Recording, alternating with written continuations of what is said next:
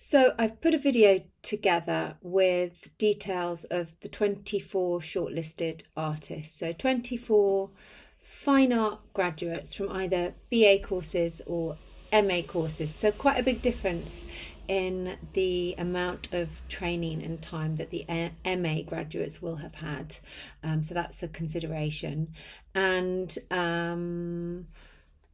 all of the artists have been nominated by their tutors at art school or university and are from one end of the country to the other, so maybe from Falmouth or Aberdeen. Hopefully that will make the process quite straightforward for you to view each artist, and there's also a link where their gallery pages on New Blood Art can be accessed to look in detail. Hope you enjoy. First artist we're going to look at is Damaris Athene, who graduated this year from her MA in Ceramics and Glass from the Royal College of Art. So Damaris's practice is focusing on how the human form is evolving in response to technological shifts in materiality and our environment. Her work is examining the concept of a new kind of human form, one that will reflect the merging of organic and synthetic. So she's looking at and engaging in post-human theories and challenging anthropocentric views. I'm not sure on the understanding of anthropocentric views. I guess that's to do with the human body, presenting the body not as a fixed but as a fluid, porous being open to transformation. In her series Fruiting Bodies, she's envisioning forms that will blur the boundaries between the human and non-human. So she's suggesting speculative futures for the human body, and in her use of material she's using airbrushed fabrics and glass elements and creating structures that evoke or represent parasitic growths, alien-like portals, biological microcosms, and raising questions about adaptation of humanity and interdependence in a world which is increasingly shaped by technology and environmental change.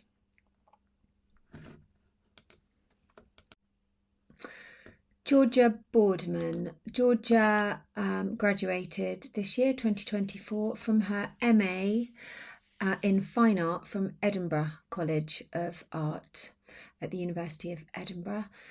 Her practice stands out for its meticulous exploration of form and the way that interacts with light. And at the core of her ideas is the circle. So a simple and profound shape representing continuity, connection, infinity, potential, which she's interpreting through repetitive processes and explorations, which techniques which are evolving. So she's inviting us to look at the work and how the work itself transforms by using media that has a relationship, if you like, with environment, such as glass and metal, which has a dynamic, almost a living quality as it interacts with light and space. So a particular interest in how light interacts with her work. So she's referencing the work of artists like Anish Kapoor, who also explores the interplay of material and perception, and Rachel Whitred, who's delving into the unseen spaces that objects and forms occupy. Minimalist, contemplative works And her work, her art is not just about the final object, it's about the process and the dialogue between the object, the viewer, the material, and the space it occupies. So a particularly focused and innovative approach to how she displays her work and how she manipulates light through her processing and display and thoughtful engagement with the forms in space. Charlotte Buckley, also a graduate from Edinburgh College of Art, from a BA rather than an MA, and her degree is photography. So her work is exploring a tension between control and chaos and the boundaries that we create in order to make sense of the world and ourselves. So she's adopting a surrealist technique and bringing together objects and textures that we wouldn't ordinarily expect to find sitting together in the same space. So she's creating new visual meanings that blur lines and conceptually bringing together these new unexpected combinations in order to show what we hide and what we show, what's familiar and what's strange, and to bring these together. And she's challenging or critiquing the ways in which we impose structures upon ourselves, perhaps quite rigid structures upon ourselves, whether that's us imposing those structures or society in how we categorise the world and define our value or functionality. So, yeah, surreal hybrid realities that feel a little bit unsettling and maybe a little bit liberating also. And she's, celebrating ambiguity, imperfection. Tilly Cooke graduated from Aberystwyth, University of Wales, Fine Art BA, and she's making paintings that celebrate the relationships that she has with the women closest to her and finding beauty in the simplicity of their everyday routines. So she's exploring themes of self-identity and the intimate connection when an artist knows their subject, and the personal private landscapes. So portraits and intensely observed studies. So moving away perhaps from the more traditional depictions of the feminine form and creating peaceful, honest paintings, deeply personal, universally familiar. And she's a particular focus on or interest in her recent series on swimmers and bathing. So and also looking as well at the moments where there's a vulnerability in portraits of people sleeping. With her swimming and bathing paintings, she's using paint as a metaphor for the water, the fluid and transformative nature. So she says of her work, "My paintings are a celebration of my precious relationships with the close women in my life and speak of the beauty in simple, mundane routines. They explore themes of the self, identity and connecting with the sitter in deeply private and interior landscapes." Now on to Esther Castle, graduate from Edinburgh College of Art, BA, painting, and her work is a reflection on her past childhood illness, where she describes a process of fictioning of reality, where she's created worlds where peculiar things can grow, as she says, and she says, I feel the need to reflect on this experience as a way of processing my own disability, which I acquired due to my illness, as well as questioning what the disabled body's place is in society. She says, I view the figures as both survivors of an illness, but also the illness itself.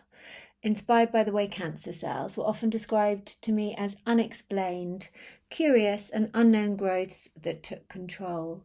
So her work, she's using the metaphor of weeds in a garden to explore how non-normative bodies are treated as unruly or out of place, and drawing on her own experiences of her illness. Her work is a reflection also on resilience and transformation and the complexity of the body. And to broader questions about care and the value of difference. Carl Engmann, University of East London, just completed an MA in Fine Art. And he says of his work, I am the train spotter of contemporary painting, but from the inside. When I say inside, I mean the interiors. Train interiors offer me the colour relationships and ever-changing compositional structures that I love to record. I'm often punctual and addicted to the obsessions, rituals and routines of making paintings, frequently in series. I'm an abstract painter, dressed up as a figurative one. These paintings are colour studies where I invent specific interactions and tensions. I want the paintings to permeate stillness as a snapshot of a prosaic, ordinary moment. Yet I also want them to be vibrant, free, and full of movement and sensation. I paint in two different ways. One could be called illusionistic or modelled colour, where I make use of white oil paint to permeate a stronger colour. These become tonal. This way of making paintings references a tradition that can be traced back to the early Renaissance frescoes. The other way I make paintings is geometric, using flat colours straight from paint tubes. These geometric graphic paintings could be argued to directly link to a lineage that goes back to Joseph Alber's teaching on the interactions of colour at Yale, a teaching that was absorbed by Michael Craig Martin as a young artist, who in turn taught my tutor, Alexis Harding, in the mid-90s. Allison Gretchko has completed an MFA, so master's level photography, Royal College of Art, and she's using analogue photography and natural light to create photographs of interior spaces with a nostalgic quality. And her work is examining connections between people, places, and the objects that we inherit. So her work is embracing imperfection using film to capture subtle atmospheric scenes that are shaped by light and shadow. She's using this approach to create a timeless quality, evoking memories and romantic interplay of light and texture and tone. Her series, this series that we're detailing here, is entitled Who Drinks Your Tears? And she's turned her lens to photograph her family home, her generational home, exploring how domestic spaces hold shared memories and materiality. So she's also looking at the psychological weight of inheritance and presenting these scenes of light and life, but particularly the absence of, and inviting us to reflect on transient connections, transient yet enduring connections that shape our understanding of time and place and space and our belongings. Canaan J. Brown, MA graduate, contemporary art practice Royal College of Art. And Cannon's work is engaging deeply with the histories and cultural legacies shaped by transatlantic slave trade, exploring themes of identity, resilience, and connection through his paintings and his digital prints and installations.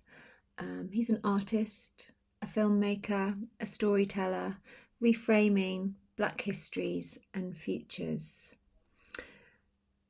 So his practice draws on magical realism, which is a genre where ordinary scenes are infused with fantastical elements. So creating otherworldly pieces that blur boundaries between reality, mythology, and imagination. So exploring personal and collective narratives, offering new perspectives. And the way that he mixes media and combines different forms plays a central role in his process. So his digital prints layer and manipulate imagery to create compositions that feel fragmented but also connected. And in so doing, he's reflecting this complex, multifaceted history that he's examining in his painted works. So using bold colour, striking form to evoke memory, mythology, and an emotive presence to his ideas.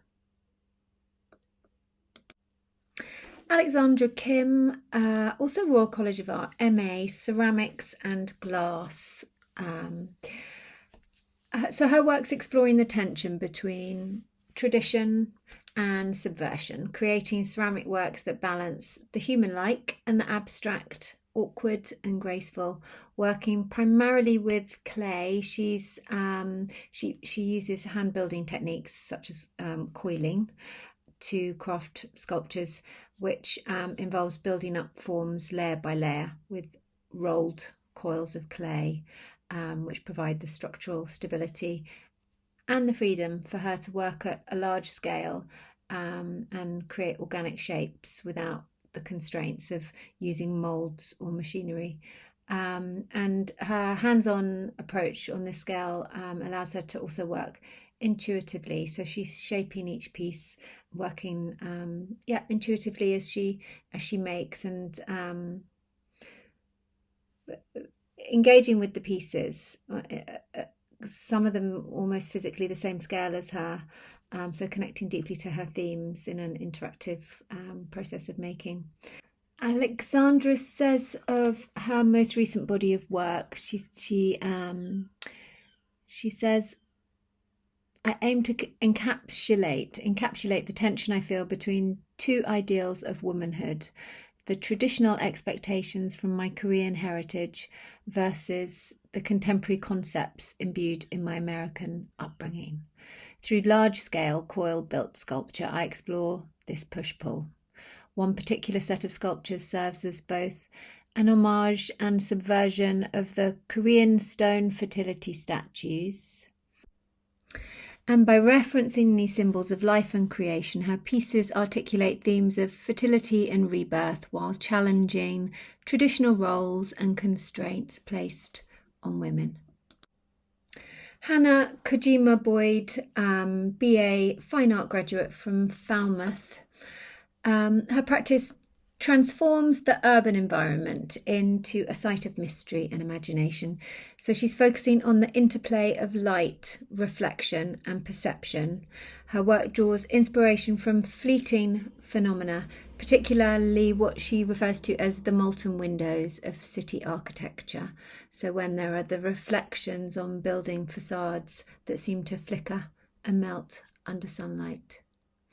Boyd describes these as portals to hidden worlds, using her paintings to explore the surreal and the transient dimensions of these moments. Evie May from the University of Edinburgh. Her practice embraces imperfection as a source of beauty and meaning. So she's finding new ways to challenge traditional ideas of value, both in the materials she uses and in the subject. She's working with traditional ceramic techniques such as raku firing. It's a process celebrated for unpredictability and the imperfections it produces. And this technique mirrors her broader exploration of vulnerability and transformation. So these imperfections are formed during the rapid cooling of the ceramics, and she's using this as a metaphor for her own experiences, which she also literally incorporates into her work. So embedding deeply personal materials such as shredded pages from her diaries, she's aligning these processes. So embracing what's imperfect, unpredictable, and working with the weight of themes such as trauma, grief, love, recovery, and the unresolved aspects of life.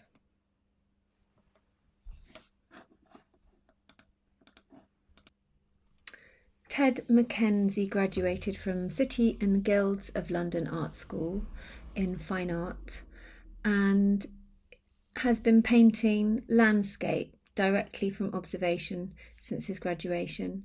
His approach to painting is deeply rooted in the belief that nearly every scene he encounters holds the potential to be transformed into a work of art.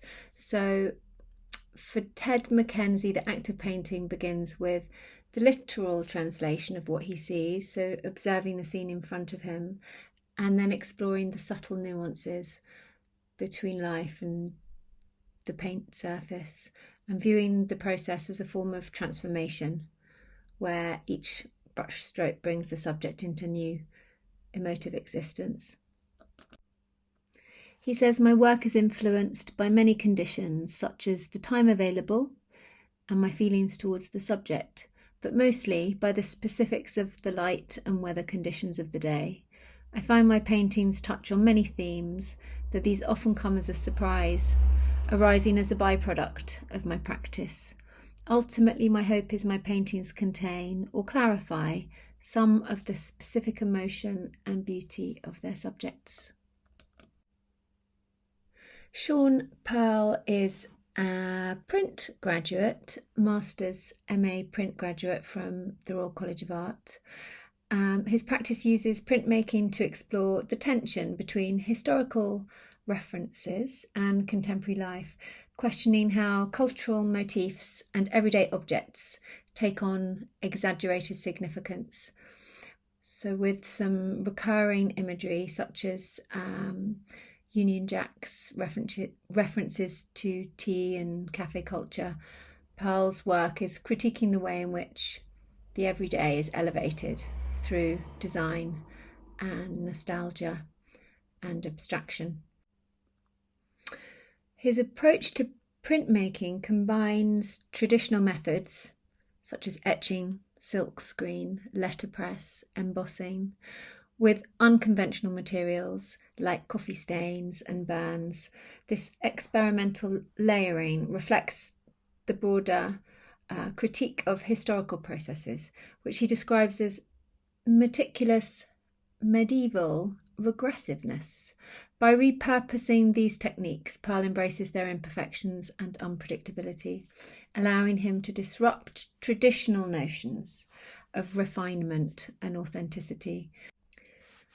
He has described some of the motifs that he works with, such as a mug or a tea bag or a Union Jack, as rudderless vessels, suggesting that a familiar object reimagined becomes something unanchored, floating in a sea of abstract meanings.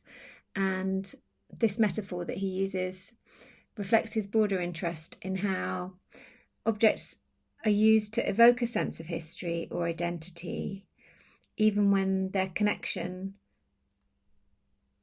to their origins has become detached, distorted, abstracted. So through his inventive use of printmaking, he examines how media borrows from history to frame contemporary life, and his work highlights how reproduced imagery can serve as both unreliable markers of reality as well as magical approximations of daily life, blurring the line between authenticity and fabrication. Abby Pryor, a BA Fine Art graduate from Leeds Arts University. Her work, her paintings bring the invisible systems of digital connectivity into focus. So she's translating the boundless flow of information into geometric compositions. Her practice explores the tension between the precision of digital processes and the imperfections introduced by human touch. So a sense of movement in her work emerges from the interplay of these geometric shapes and patterns and relationships in space, and repeating forms and overlapping lines that create a rhythm and mimic that constant motion of information in the digital systems. And at the same time, her own manual process of actually translating these ideas in paint introduces subtle imperfections. So some wavy edges, some uneven layers, visible brush strokes that disrupt this systematic precision. And these imperfections are a reflection of the natural unpredictability of human involvement, grounding her work in the physical world, whilst amplifying this sense of energy, complexity. So visualising unseen networks that shape our lives. Thea Schultz from the Arts University Bournemouth, fine art degree, and her work reimagines the classical representations of women, reclaiming the autonomy of women who have been cast aside historically as passive muses. So she's drawing heavily from mythology and art history and literature, and creating paintings that elevate her subjects to positions of empowerment and agency. So referencing Greek and Roman statues and European art history, and presenting or representing women in different, more empowered ways. So her paintings engage in a thoughtful dialogue with art history. For example, in Millet's Ophelia, where Ophelia was driven mad by grief, in Thea's work becomes transformed with motifs of natural motifs such as lily pads, and this symbol of sort of strength and renewal. So replacing the idea of loss with empowerment and offering sanctuary to her subjects. So yeah, replacing the more passive role that that women may have held in art history, and replacing scenes of despair with agency and renewal. And her subjects are radiant in golds and blues, and this evokes the sense of divine and the contemplative. Offering an alternative vision, celebrating feminine power, autonomy, and connection to nature. Christian Sloan, sculpture graduate, Edinburgh College of Art. Christian's sculpture practice examines the enduring impact of human activity, and he's reimagining the kinds of artifacts that might be discovered in a post-apocalyptic future.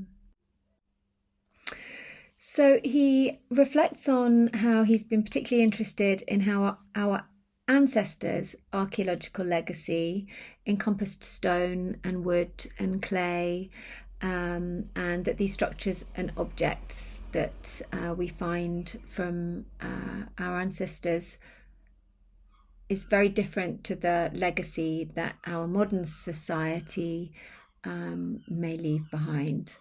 And so exploring the materials of concrete, metal, glass, plastic, and imagining the sorts of objects that might be found in a post-nuclear, post-apocalyptic world. Xia Smith graduated from Bath Spa, and her work is exploring the complex realm of trauma and dissociation and how past experiences might manifest physically in the body. So she's blending fine art, painting, and tattoo culture. She's also a tattooist, and creating a powerful visual language to reflect on the fragmented nature of memory and identity. So she's employing some of the same techniques and mediums that would be used to tattoo skin, such as there's an echo in the two processes. So she's using inks and silk, for example. So she's metaphorically representing how life experiences have been indelibly etched onto our being, and bridging the gap between traditional fine art and body art. And her subjects are also often set in a dreamlike landscape, maybe set against a serene blue lilac void,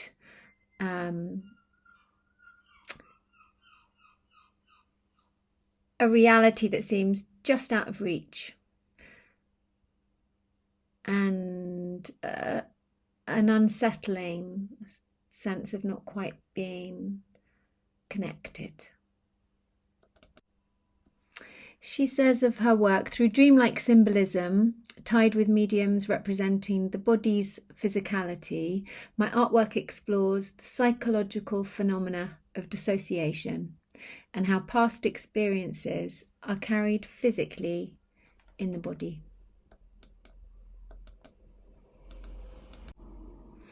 Aneira Thomas, Cardiff Metropolitan University fine art graduate, is a painter, and her work draws attention to the patterns and textures found in the natural world. So celebrating the details that are often overlooked, and zooming in, focusing in on patterns and details such as veins in leaves, ripples on water, textures of bark, and encouraging us to slow down and reflect and to look more closely and appreciate the beauty of nature. And her approach also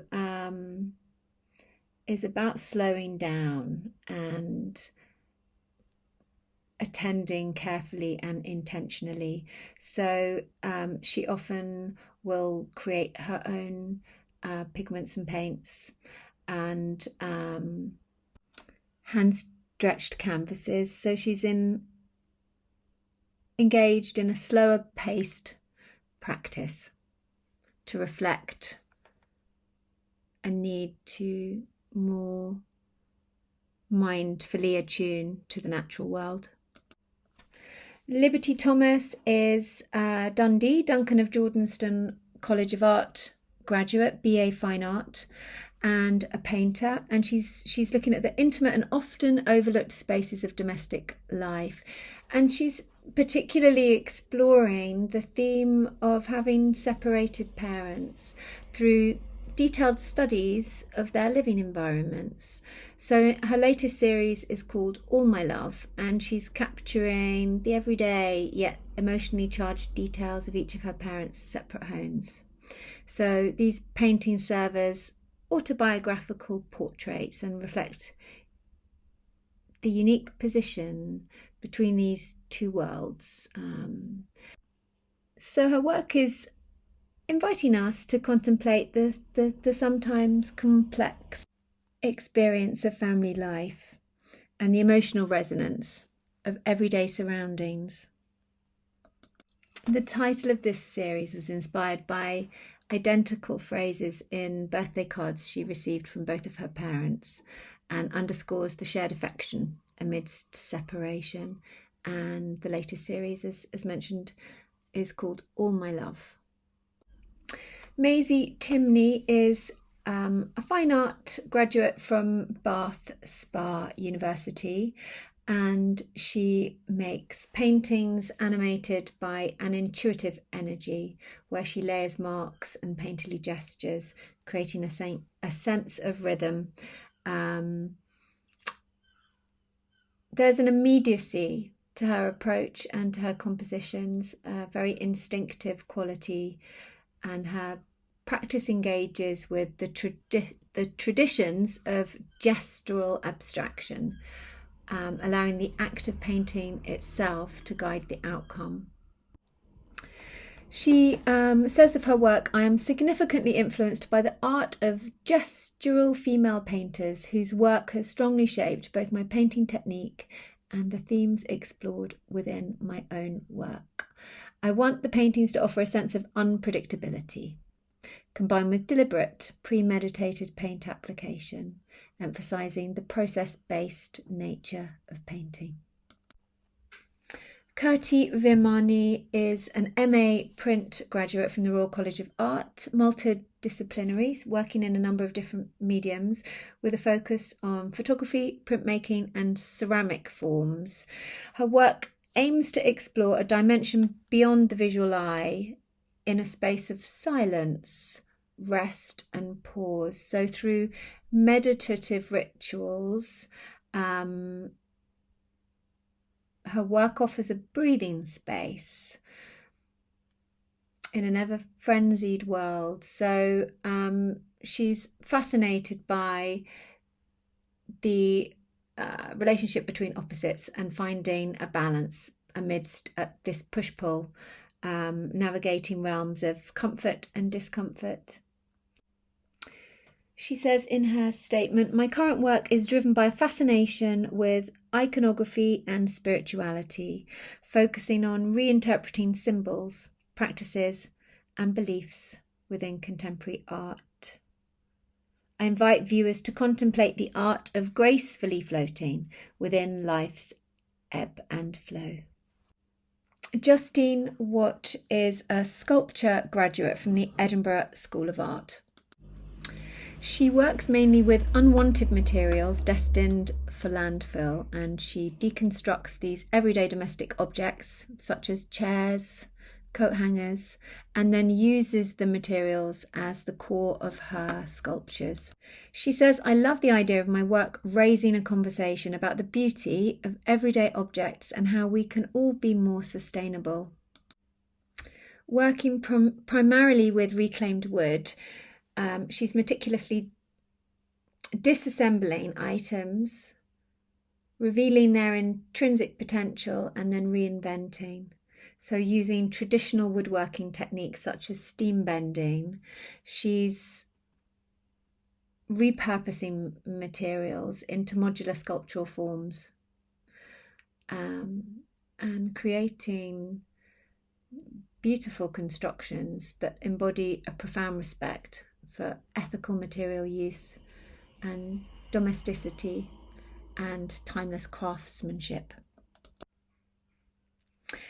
Alice Wheeler is a photographer, Edinburgh College of Art. She says, "I use the lens to transport us into a realm reminiscent of fairy tale and myth, inspired by the dramatic lighting of Italian churches and the hues of stained glass. My images depict visceral figures emerging from darkness. While AI can make fiction appear real, my goal is to achieve the opposite, crafting real-life photographs to resemble fiction. I intend to maintain an element of mystery in my work, leaving the viewer to create their own narrative behind each piece, akin to the experience of reading a damaged fresco in which our imagination fills in the gaps of what has since eroded. Each piece presents a portal into a world that lies just beyond the veil of the known.